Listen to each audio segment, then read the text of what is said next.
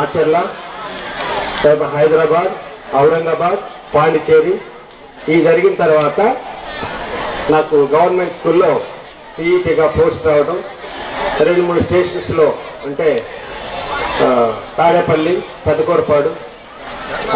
రత్నశర్మ గారిని ఒకసారి డయాస్ మీదకి రావాల్సింది, కారంపూడి హెచ్ఎం గారు, మన మాజీ హెచ్ఎం గారు మన డయాస్ మీదకి రావాల్సిందిగా మన కరతాళ ధ్వనులతో వారిని ఆహ్వానిద్దాం. ఆ విధంగా చివరి స్టేజీలో మన పిడుగురాళ్ళకు రావడం జరిగింది. ఈ పిడుగురాళ్ళలో 7 years, దాదాపు 8 years అవుతుంది. ఈ 8 years కూడా మా పాఠశాల ప్రధానోపాధ్యాయులు, మరి అట్లాగే విద్యార్థులైతే కో టీచర్స్ అందరూ కూడా బాగా సహకరించారు. ఆ తర్వాత ఎలాంటి డిస్ప్యూట్ నా త్రూఅవుట్ సర్వీస్లో కూడా లేదు, ఎవరితో లేదు. ఒక రకంగా సార్థక నామదేవిని అని చెప్పుకుంటాను, ఎందుకంటే నాకు తగాదులు లేవు కాబట్టి. మరి ఇప్పుడే అందరూ కూడా వత్సలయ్యారు, చెప్పారు దాని గురించి. నేను తెలుగు పండిట్ అయితే బాగుంది, ఎందుకు వచ్చావు, ఈ పోస్ట్కి ఎందుకు వచ్చావని. మీరందరూ గుండెల మీద ప్రశాంతంగా చేతులు వేసుకొని నిద్రపోవడానికి ఈ దేశంలో హిమాలయ పర్వతాలలో చలికి ఎండకి ఒట్టి వాళ్ళ ప్రాణాలు అర్పించినటువంటి సోల్జర్స్, సెక్యూరిటీ ఫోర్సు, అట్లాగే మిలిటరీ వాళ్ళందరినీ తయారు చేసేవాడు డ్రిల్ మాస్టర్. చాలా గొప్ప పోస్ట్ అది. ఫిజికల్ డైరెక్టర్ కానీ ఫిజికల్ డైరెక్టర్ కానీ పీఈటీ కానీ అది చాలా ఉన్నతమైన స్థాయి. చెప్పుకోవాలంటే నిజంగా మరొక జన్మంటూ ఉంటే ఆ జన్మలో కూడా వ్యాయామోపాధ్యాయుడిగానే పుట్టాలని చెప్పి నాకు చాలా ఆశగా ఉంది. ఎందుకంటే మా సోదరులందరూ కూడా వచ్చారు, ఉన్నంత వరకే వచ్చారు. మరి వాళ్ళ డిస్టర్బెన్స్ జరిగింది, అందువల్ల అందరూ రాలేకపోయారు.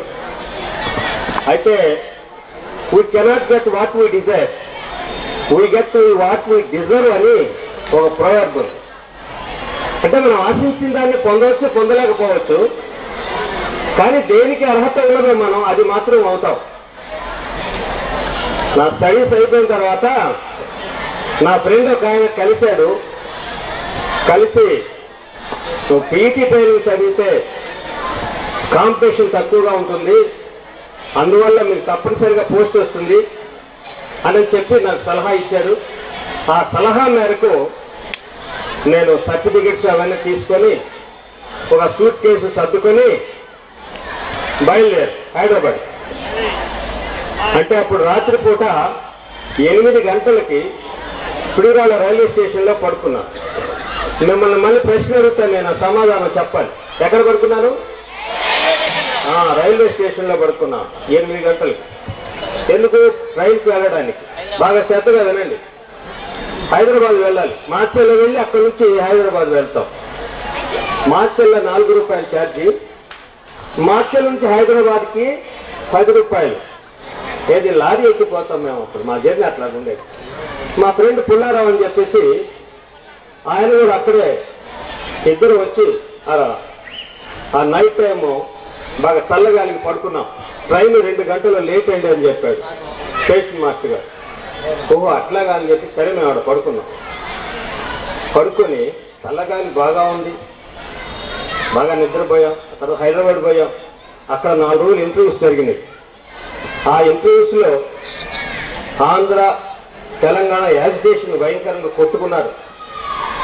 అక్కడ ఉన్నటువంటి ఆ మంచాలకి శుభలు ఉంటే, ఇనప శుభలు, అవి తీసుకొని అక్కడే పట్ట కొట్టుకుని అంతా వర్షమే, రక్తం. మొత్తం తెలుగుదేశం, అంటే అప్పుడు తెలుగుదేశం లేదు, ఆంధ్ర తెలంగాణ ఈ గొడవల్లో ఒక 1 వారం రోజులు పోస్ట్ పోన్ అయిన తర్వాత ఎవరో వచ్చారు ఫ్రెండ్స్, ఏం పర్వాలేదు ఇక్కడే ఉండండి మీరు అని చెప్పి మాకు హాస్టల్లో డిస్టెన్స్ ఇచ్చారు. ఆ తర్వాత ఒక 10 రోజులు వితిన్ 10 daysలోనే మళ్ళీ ఇంటర్వ్యూస్ జరిపారు. అది కంప్లీట్ అయిపోయినాయి. కంప్లీట్ అయిపోయిన తర్వాత ఇంటికి వచ్చాం, సెఫ్టీ టెస్ట్ రాసాం, సెలెక్ట్ అయ్యాం. సెలెక్ట్ అయినటువంటి క్యాండిడేట్స్లో ఒక 5గురికి గవర్నమెంట్ పోస్ట్ ఇచ్చారు. జిల్లా పరిషత్ కాకుండా గవర్నమెంట్ పోస్ట్ ఇచ్చారు. ఆ గవర్నమెంట్ స్కూల్స్లో పోస్ట్ అపాయింట్ అయిన తర్వాత అక్కడ నుంచి మళ్ళీ జిల్లా పరిషత్కి ప్రమోషన్లో పెద్దకూరుపాడు వెళ్ళడం జరిగింది. పెద్దకూరుపాడు నుంచి మళ్ళీ పిడుగురాలు రావడం జరిగింది. ఈ పిడుగురాల్లో 8 years నేను పనిచేశాను. ఈ 8 yearsలో చాలా అనుభవాలు, ఏ విధమైన బాధ కూడా నేను పడలేదు. ఎక్కడ ఎవరితో కూడా ఎలాంటి డిస్ప్యూట్ లేదు. ఎంత గొడవ జరిగినా సరే ఆ గొడవలో ఒక్క నిమిషంలో దాని సొల్యూషన్ నేను చెప్పగలిగేటటువంటి ప్రెజెన్స్ ఆఫ్ మైండ్ ఉంది నాకు.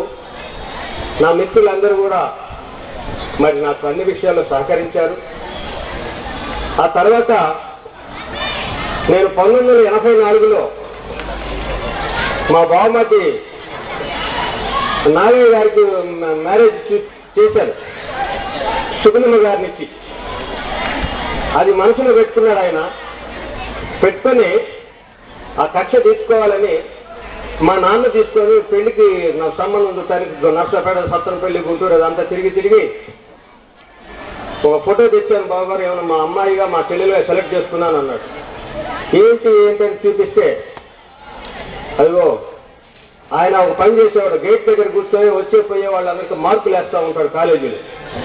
ఆ అలవాటు ఉండేది ఆయన. నాగయ్య గారు, సుగుణమ్మ టీచర్ గారు హస్బెండ్ ఆయన.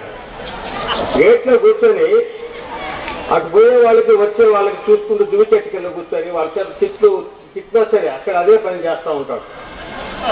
ఏందా అంటే ఇక్కడున్నామంటే చెప్పాడు, రంగుల చీరలను పలు తెరంగుల పట్టు రైకలను పొంగులు కానరాని కుటుంబ పొంగులపై దిగువారు గట్టి అంగలు నిలగేయు సందుగ బుచ్చు వక్షముపై నుంచి ఒంగుచు వచ్చు బాలికల వంట చూసిన కాలు బ్రహ్మవాణి అని ఆ వచ్చిన వాళ్ళకి 60 మార్కులు వేశాను, 70 మార్కులు వేశాను అంటాడు.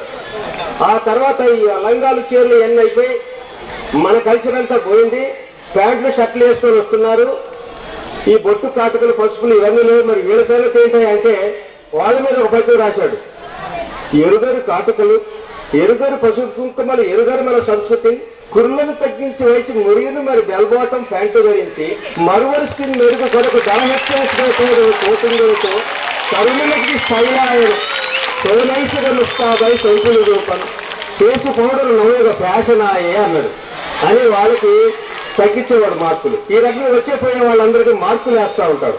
చప్పట్లు పెట్టారు, డిస్టర్బ్ అయింది, కొట్టబాకండి. అలాంటి మనిషిని చూసి మార్కులు వేసేటటువంటి నేచర్ ఆయన. సరే మంచిదే దానా, మరి నాకు మంచి అమ్మాయిని ఇచ్చావు, తీసుకురంటే ఫోటో తీసుకొచ్చాడు.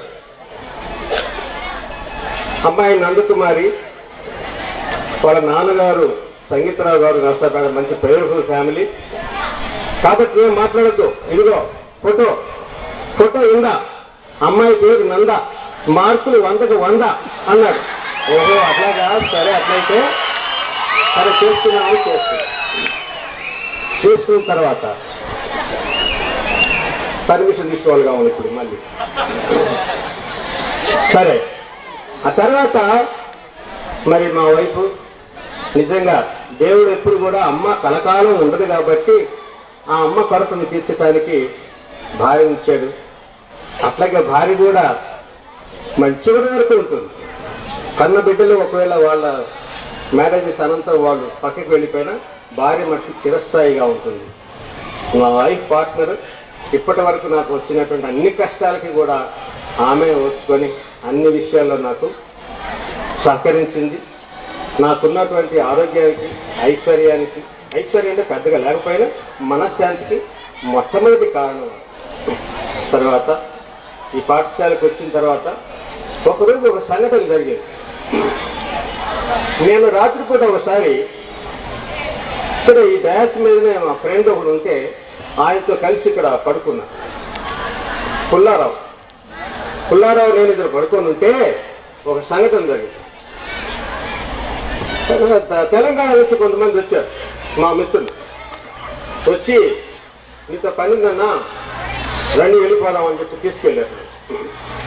తీసుకెళ్ళి అక్కడ హైదరాబాద్లోనే ఆ స్పోర్ట్స్ కండక్ట్ చేసుకొని గుంటూరు పోయిన తర్వాత ఒక వారం ఉన్న తర్వాత ఈ పిల్లలందరినీ తీసుకొని మళ్ళీ తిరిగి వస్తుంటే మాకు బాగా ప్రైజెస్ ఎక్కువగా వచ్చినాయి మా స్కూల్కి. అంటే స్కూల్ కాదు, గుంటూరు డిస్ట్రిక్ట్ లెవెల్ నుంచి పోయాం. అక్కడ వాళ్ళందరూ కూడా స్వార్థం అప్పుడే అనౌన్స్ చేశారు, మైకులోనే చెప్పేస్తున్నారు. మైకు తీసుకొని ఆంధ్రులు అనుకుంటే అట్లా పెద్ద సంఘటన జరిగింది. అప్పుడు ఆ సంఘటనలో అసలు మా పిల్లలు కొంతమందికి కాళ్ళు దెబ్బలు తగిలి అక్కడి నుంచి వెళ్ళిపోయి మిస్ అయిపోయారు. అది 91, 92లో జరిగిన సంఘటన. ఆ తర్వాత వాళ్ళని తీసుకొచ్చి మళ్ళీ అక్కడ తల్లిదండ్రులు వాళ్ళకి ఆ విషయంలో మేము చాలా హర్ట్ అయ్యాం. ఆ రీజనల్ ఫీలింగ్ ఇవాళ కూడా అదే, ఆ ఎఫెక్ట్ ఇప్పుడు కూడా అట్లాగే ఉంది. సో ఎనివే ఇట్లా అదొకటి నేను ఫేస్ చేసిన పెద్ద ప్రాబ్లం. ఆ తర్వాత మిత్రులందరూ కూడా ఇక్కడ నాకు అన్ని విషయాల్లో సహకరించారు. నాకు ప్రతి విషయంలో జోనల్ కండక్ట్ చేసుకునేటప్పుడు మరి నాకు జోనల్లో మరి మా అన్న హనుమంతరావు అన్న ఈ డయాస్ కట్టించింది ఆయనే. ప్రతి విషయంలో కూడా మాకు సహకరించారు. ఆ తర్వాత మరి స్పోర్ట్స్కి కావాల్సిన ఫండ్ అందరి దగ్గరికి పోయి ఆయనే అర్జించేవాడు. ఆ యొక్క వ్యక్తికి మేము చాలా రుణపడి ఉన్నాం. మా పాఠశాలలో ఉన్నటువంటి ప్రతి ఒక్క టీచర్లకి కూడా మేము కృతజ్ఞత తెలుపుతూ విద్యార్థులందరినీ కూడా మళ్ళీ ఆశీర్వదిస్తూ ఈ యొక్క ఫంక్షన్కి వచ్చినటువంటి ప్రతి ఒక్క ఉపాధ్యాయుని కూడా మనస్ఫూర్తిగా వారికి వందనాలు తెలుసుకుంటూ సెలవు తీసుకున్నాం. Thank you.